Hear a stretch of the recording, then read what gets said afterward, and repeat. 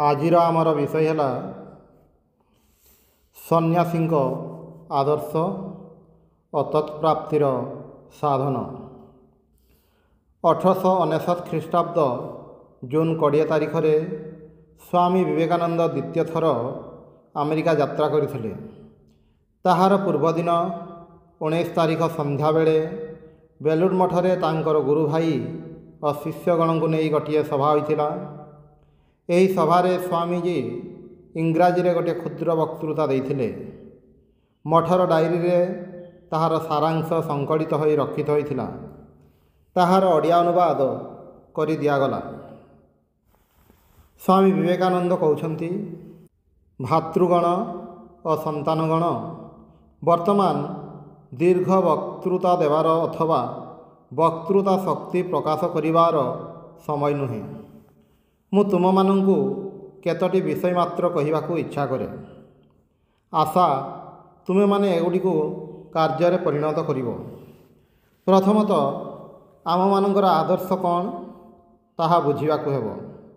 ଦ୍ୱିତୀୟତଃ ଏହାକୁ କାର୍ଯ୍ୟରେ ପରିଣତ କରିବାର ଉପାୟ ଗୁଡ଼ିକ କ'ଣ ତାହା ମଧ୍ୟ ଜାଣିବାକୁ ହେବ। ତୁମମାନଙ୍କ ମଧ୍ୟରୁ ଯେଉଁମାନେ ସନ୍ନ୍ୟାସୀ ସେମାନଙ୍କୁ ଅନ୍ୟର କଲ୍ୟାଣ ସାଧନ ପାଇଁ ଚେଷ୍ଟା କରିବାକୁ ହେବ, କାରଣ ସନ୍ନ୍ୟାସୀ କହିଲେ ତାହା ହିଁ ବୁଝାଇଥାଏ। ତ୍ୟାଗ ସମ୍ବନ୍ଧରେ ସୁଦୀର୍ଘ ବକ୍ତୃତା ଦେବାର ବର୍ତ୍ତମାନ ସମୟ ନୁହେଁ। ମୁଁ ସଂକ୍ଷେପରେ ଏହାର ଲକ୍ଷଣ ନିର୍ଦ୍ଦେଶ କରିବାକୁ ଚାହେଁ। ମୃତ୍ୟୁକୁ ଭଲ ପାଇବା।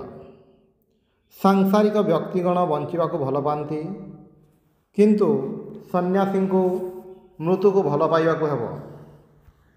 ତେବେ କ'ଣ ଆମମାନଙ୍କୁ ଆତ୍ମହତ୍ୟା କରିବାକୁ ପଡ଼ିବ? ତାହା କେବେ ହୋଇନପାରେ, କାରଣ ଆତ୍ମହତ୍ୟାକାରୀଗଣ ପ୍ରକୃତ ପକ୍ଷେ ମୃତ୍ୟୁକୁ ଭଲ ପାଆନ୍ତି ନାହିଁ।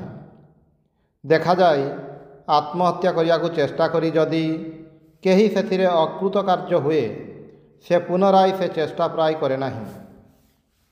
ତେବେ ମୃତ୍ୟୁକୁ ଭଲ ପାଇବାର ଅର୍ଥ କ'ଣ? ତାତ୍ପର୍ଯ୍ୟ ଏହି, ଆମମାନଙ୍କୁ ମରିବାକୁ ହିଁ ହେବ। ଏହା ଅପେକ୍ଷା ଧ୍ରୁବ ସତ୍ୟ ଆଉ କିଛି ନାହିଁ। ତେବେ ଆମେ କୌଣସି ମହତ୍ ସତ୍ ଉଦ୍ଦେଶ୍ୟରେ ଦେହପାତ ନ କରିବା କାହିଁକି? ଆମମାନଙ୍କର କାର୍ଯ୍ୟ, ଆହାର, ବିହାର, ଅଧ୍ୟୟନ ପ୍ରଭୃତି ଯାହା କିଛି ଆମେ କରୁ, ସବୁ ଯେପରି ଆମମାନଙ୍କୁ ଆତ୍ମତ୍ୟାଗ ଅଭିମୁଖେ ନେଇଯାଆନ୍ତି। ତୁମେମାନେ ଆହାର ଦ୍ୱାରା ଶରୀର ପୁଷ୍ଟ କରୁଛ, କିନ୍ତୁ ଯଦି ଶରୀରକୁ ଆମେ ଅନ୍ୟର କଲ୍ୟାଣ ପାଇଁ ଉତ୍ସର୍ଗ ନ କରୁ, ତେବେ ଏହାକୁ ପୁଷ୍ଟି କରି ଲାଭ କ'ଣ? ତୁମେମାନେ ଅଧ୍ୟୟନ ଆଦି ଦ୍ୱାରା ମନର ପୁଷ୍ଟି ବା ବିକାଶ ସାଧନ କରୁଛ। ଯଦି ଏହାକୁ ଅନ୍ୟର କଲ୍ୟାଣ ପାଇଁ ଉତ୍ସର୍ଗ ନ କରିପାର, ଏଥିରେ ବା କ'ଣ ହେବ? କାରଣ ସମଗ୍ର ଜଗତ ଏକ ଅଖଣ୍ଡ ସତ୍ତା ସ୍ୱରୂପ। ତୁମେ ତ ଏହାର ନଗଣ୍ୟ କ୍ଷୁଦ୍ର ଅଂଶ ମାତ୍ର। ସୁତରାଂ ଏହି କ୍ଷୁଦ୍ର ଅହଂଭାବକୁ ନ ବଢ଼ାଇ ତୁମର କୋଟି କୋଟି ଭାଇଙ୍କର ସେବା କରିବା ହିଁ ତୁମ ପକ୍ଷରେ ସ୍ୱାଭାବିକ କାର୍ଯ୍ୟ, ନ କରିବା ହିଁ ଅସ୍ୱାଭାବିକ। ଉପନିଷଦର ସେହି ମହତୀ ବାଣୀ କ'ଣ ସ୍ମରଣ ନାହିଁ? ସର୍ବତ ପାଣିପାଦଂ ତତ୍ ସର୍ବତ ଅକ୍ଷିଶିରମୁଖଂ ସର୍ବତ ଶ୍ରୁତିମତ୍ ଲୋକେ ସର୍ବଂ ଆବୃତ୍ୟ ତିଷ୍ଠତି। ଏହିପରି ତୁମମାନଙ୍କୁ ଧୀରେ ଧୀରେ ମରିବାକୁ ହେବ। ମୃତ୍ୟୁରେ ହିଁ ସ୍ୱର୍ଗ, ମୃତ୍ୟୁରେ ହିଁ ସକଳ କଲ୍ୟାଣ ପ୍ରତିଷ୍ଠିତ ଏବଂ ଏହାର ବିପରୀତ ବସ୍ତୁରେ ସମସ୍ତ ଅକଲ୍ୟାଣ ଓ ଆସୁରିକ ଭାବ ନିହିତ। ତାପରେ ଏହି ଆଦର୍ଶଟିକୁ କାର୍ଯ୍ୟରେ ପରିଣତ କରିବାର ଉପାୟ ଗୁଡ଼ିକ କ'ଣ ତାହା ବୁଝିବାକୁ ହେବ। ପ୍ରଥମତଃ ଏହା ହିଁ ବୁଝିବାକୁ ହେବ ଯେ ଅସମ୍ଭବ ଆଦର୍ଶ ରଖିଲେ ଚଳିବ ନାହିଁ। ଅତି ମାତ୍ରାରେ ଉଚ୍ଚ ଆଦର୍ଶ ଜାତିକୁ ଦୁର୍ବଳ ଓ ହୀନ କରିଦିଏ। ବୌଦ୍ଧ ଓ ଜୈନ ଧର୍ମ ସଂସ୍କାର ପରେ ଏହା ହିଁ ଘଟିଛି। ଅନ୍ୟ ଦିଗରେ ପୁଣି ଅତି ମାତ୍ରାରେ କାମର ଲୋକ ହେବା ମଧ୍ୟ ଭୁଲ। ଯଦି ଟିକିଏ ମାତ୍ର କଳ୍ପନା ଶକ୍ତି ତୁମର ନଥାଏ, ଯଦି ତୁମକୁ ନିୟମିତ କରିବା ପାଇଁ ଗୋଟିଏ ଆଦର୍ଶ ନଥାଏ, ତେବେ ତୁମେ ତ ଗୋଟିଏ ପଶୁ ମାତ୍ର। ଅତଏବ ଆମମାନଙ୍କୁ ଆଦର୍ଶ ହ୍ରାସ କଲେ ଚଳିବ ନାହିଁ।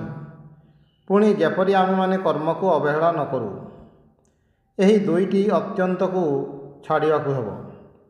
ଆମମାନଙ୍କ ଦେଶର ପ୍ରାଚୀନ ଭାବ ଏହି କୌଣସି ଗୁହାରେ ବସି ଧ୍ୟାନ କରି କରି ମରିଯିବା। କିନ୍ତୁ ବର୍ତ୍ତମାନ ଏହି ବିଷୟଟି ଭଲ କରି ବୁଝିବାକୁ ହେବ ଯେ ମୁଁ ଅମୁକ ଅପେକ୍ଷା ଶୀଘ୍ର ଶୀଘ୍ର ମୁକ୍ତି ଲାଭ କରିବି, ଏହି ଭାବଟି ମଧ୍ୟ ଭୁଲ। ମନୁଷ୍ୟ ଶୀଘ୍ର ବା ବିଳମ୍ବରେ ବୁଝିପାରେ ଯେ ଯଦି ସେ ତାହାର ନିଜ ଭାଇର ମୁକ୍ତି ପାଇଁ ଚେଷ୍ଟା ନ କରେ ତେବେ ସେ କେବେ ହେଲେ ମୁକ୍ତ ହୋଇନପାରେ। ତୁମମାନଙ୍କ ଜୀବନରେ ଯେପରି ପ୍ରବଳ ଭାବପରାୟଣତା ସହ ପ୍ରଖର କାର୍ଯ୍ୟକାରିତା ସଂଯୁକ୍ତ ହୋଇ ରହେ, ତାହା କରିବାକୁ ହେବ। ତୁମମାନଙ୍କୁ ଗଭୀର ଧ୍ୟାନ ଧାରଣା ପାଇଁ ପ୍ରସ୍ତୁତ ହେବାକୁ ପଡ଼ିବ। ପୁଣି ପର ମୁହୂର୍ତ୍ତରେ ଏହି ମଠ ଜମିରେ ଚାଷ କାର୍ଯ୍ୟ କରିବାକୁ ମଧ୍ୟ ପ୍ରସ୍ତୁତ ହେବାକୁ ପଡ଼ିବ। ତୁମମାନଙ୍କ ଶାସ୍ତ୍ରୀୟ କଠିନ ସମସ୍ୟା ସମୂହର ସମାଧାନ ପାଇଁ ପ୍ରସ୍ତୁତ ହେବାକୁ ପଡ଼ିବ। ପୁଣି ପର ମୁହୂର୍ତ୍ତରେ ଏହି ଜମିରେ ଯେଉଁ ଫସଲ ହେବ ତାହା ବଜାରରେ ବିକ୍ରୟ କରିବା ପାଇଁ ମଧ୍ୟ ପ୍ରସ୍ତୁତ ହେବାକୁ ପଡ଼ିବ। ତୁମମାନଙ୍କୁ ଖୁବ୍ ସାମାନ୍ୟ କାର୍ଯ୍ୟ ଯେପରି ପାଇଖାନା ସଫା ପର୍ଯ୍ୟନ୍ତ କରିବାକୁ ପ୍ରସ୍ତୁତ ରହିବାକୁ ପଡ଼ିବ। କେବଳ ଏଠାରେ ନୁହେଁ, ଅନ୍ୟତ୍ର ମଧ୍ୟ।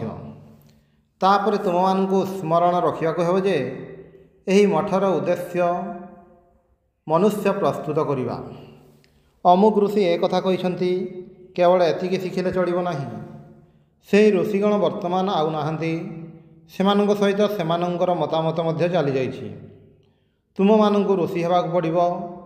ତୁମେମାନେ ମଧ୍ୟ ମନୁଷ୍ୟ, ମହାପୁରୁଷ, ଏପରିକି ଅବତାର ମଧ୍ୟ ଯେଉଁ ମନୁଷ୍ୟ, ତୁମେମାନେ ତ ସେହି ମନୁଷ୍ୟ।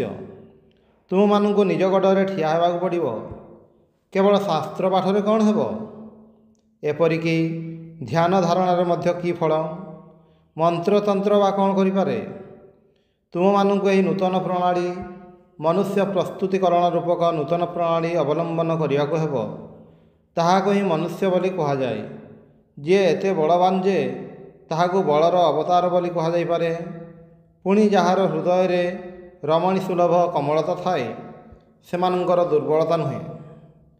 ତୁମମାନଙ୍କ ଚତୁଃପାର୍ଶ୍ୱରେ ଯେଉଁ କୋଟି କୋଟି ପ୍ରାଣୀ ରହିଛନ୍ତି, ସେମାନଙ୍କ ପାଇଁ ତୁମମାନଙ୍କ ହୃଦୟ ଯେପରି କାନ୍ଦେ, ଅଥଚ ତୁମମାନଙ୍କୁ ଦୃଢ଼ଚିତ୍ତ ହେବାକୁ ହେବ। ପୁଣି ଏହା ବୁଝିବାକୁ ହେବ ଯେ ସ୍ୱାଧୀନ ଚିନ୍ତା ଯେପରି ଆବଶ୍ୟକ, ସେହିପରି ଆଜ୍ଞାବହତା ନିଶ୍ଚୟ ଆବଶ୍ୟକ। ଆପାତତଃ ଏହି ଦୁଇଟି ପରସ୍ପରର ବିରୋଧୀ ବୋଲି ବୋଧ ହୋଇପାରେ, କିନ୍ତୁ ତୁମମାନଙ୍କୁ ଏହି ଦୁଇଟି ଆପାତ ବିରୁଦ୍ଧ ଧର୍ମ ଆଶ୍ରୟ କରିବାକୁ ପଡ଼ିବ। ଯଦି ଅଧ୍ୟକ୍ଷମାନେ ନଦୀରେ ଲମ୍ଫ ଦେଇ କୁମ୍ଭୀର ଧରିବାକୁ କହନ୍ତି, ତେବେ ପ୍ରଥମେ ତୁମମାନଙ୍କୁ ସେମାନଙ୍କର କଥା ଅନୁସାରେ କାର୍ଯ୍ୟ କରିବାକୁ ହେବ। ତାପରେ ସେମାନଙ୍କୁ କିଛି ପ୍ରଶ୍ନ କରିବ।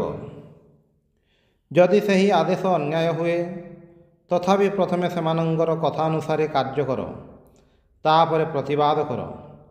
ଆମ ସମ୍ପ୍ରଦାୟ ସମୂହର, ବିଶେଷତଃ ବଙ୍ଗୀୟ ସମ୍ପ୍ରଦାୟ ସମୂହର ଏହି ଗୋଟିଏ ବଡ଼ ଦୋଷ ଯେ ଯଦି ସେମାନଙ୍କ ମଧ୍ୟରୁ କାହାରି ଟିକିଏ ଭିନ୍ନମତ ହୁଏ, ସେ ଶୀଘ୍ର ଗୋଟିଏ ନୂତନ ସମ୍ପ୍ରଦାୟ କରି ବସେ। ତାହାର ଆଉ ଅପେକ୍ଷା କରିବାର ସହିଷ୍ଣୁତା ନଥାଏ। ଅତଏବ ତୁମମାନଙ୍କୁ ତୁମମାନଙ୍କ ସମ୍ପ୍ରଦାୟ ଉପରେ ଗଭୀର ଶ୍ରଦ୍ଧା ରଖିବାକୁ ପଡ଼ିବ। ଏଠାରେ ଅବାଧ୍ୟମାନଙ୍କର ସ୍ଥାନ ନାହିଁ। ଯଦି କେହି ଅବାଧ୍ୟ ହୁଏ, ତାହାକୁ ମମତା ଶୂନ୍ୟ ହୋଇ ଦୂରେଇ ଦିଅ। ବିଶ୍ୱାସଘାତକ ଯେପରି କେହି ନ ରହେ। ବାୟୁ ପରି ମୁକ୍ତ ଓ ଅବାଧ ଗତିଶୀଳ ହୁଅ, ଅଥଚ ଲତା ଓ ଶ୍ୱାନ ପରି ନମ୍ର ଓ ଆଜ୍ଞାବହ ହୁଅ। ଓಂ ଶାନ୍ତି ଶାନ୍ତି ଶାନ୍ତି। ହରି ଓಂ ତତ୍ସତ୍।